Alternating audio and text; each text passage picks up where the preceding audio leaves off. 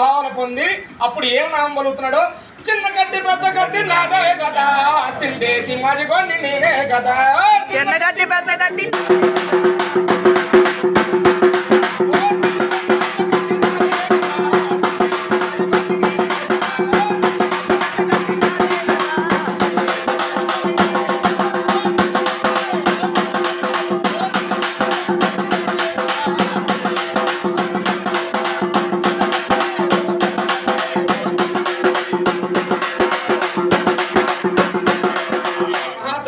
జగన్జన్నికి జగన్మాతకి మరి బిడ్డను బలవిచ్చాడు.